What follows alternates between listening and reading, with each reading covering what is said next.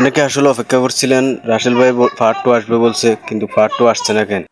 সামনে পার্ট 2 নিয়ে হাজির হয়ে গেল, আর নতুন নতুন ভিডিও নিয়ে আসবো আপনাদের যদি সাপোর্ট পাই।